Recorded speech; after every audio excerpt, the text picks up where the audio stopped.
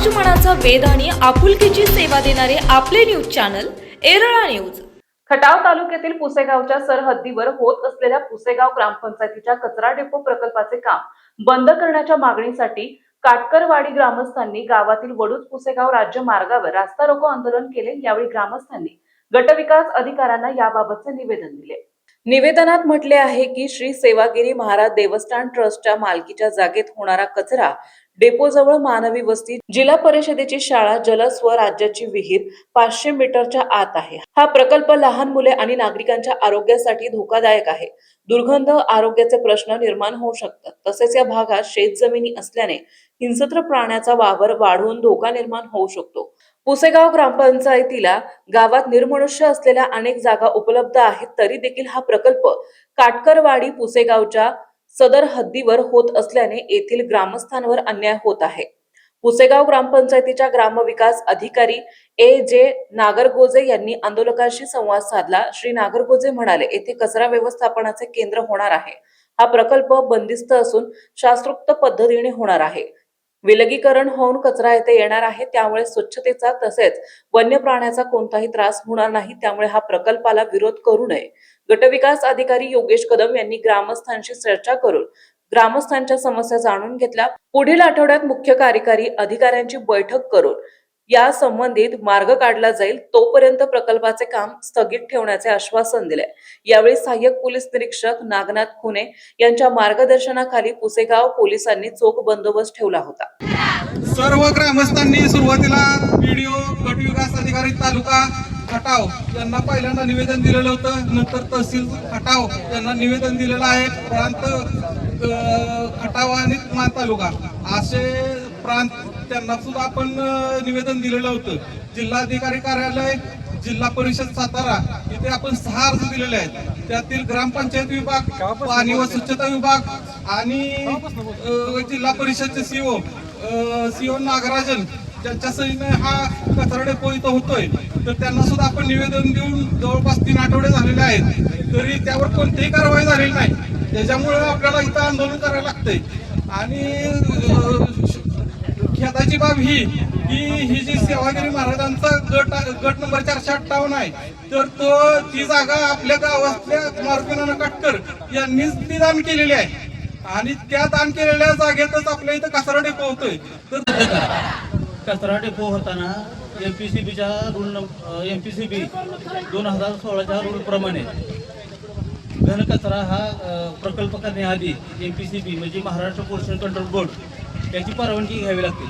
तसेच आपले ग्रामसभेची NOC घ्यावी लागते। तर हा प्रकल्प घेताना त्याची कोणतीही परवानगी घेतलेली नाही। ते एमपीसीबीचं कन्सेंट सुद्धा घेतलेलं नाही किंवा ते आम्हाला दाखवण्यात आलेलं नाहीये। ग्रामसभेची NOC सुद्धा घेतलेली नाहीये। याच्यामुळे ग्रामस्थांच्या आरोग्यावर हानिकारक होणार आहे। एमपीसी ही जी जागा दिली ना, ही सेवागिरी महाराजांना जी जागा आम्ही दिली आहे 3 एकर, ती आमच्या काटकरवाडीतली जागा आहे। एक जणांना दान केली आहे। ती दान कशासाठी केली?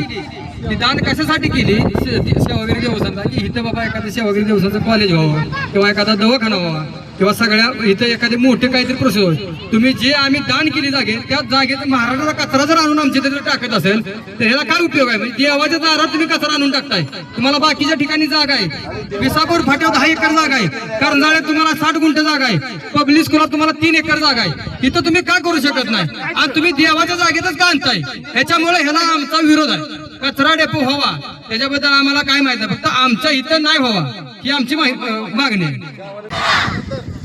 बंद करा, बंद करा, कचरा डेपो बंद करा, बंद करा, बंद करा, कचरा डेपो बंद करा, बंद करा, कचरा डेपो बंद करा, बंद करा, बंद करा, कचरा डेपो बंद करा, बंद करा, बंद करा, कचरा डेपो बंद करा, कचरा डेपो बंद करा, बंद करा, बंद करा, कचरा डेपो बंद करा, बंद करा, बंद करा, कचरा डेपो बंद करा, बंद करा, बंद करा, कचरा डेपो बंद करा, बंद करा,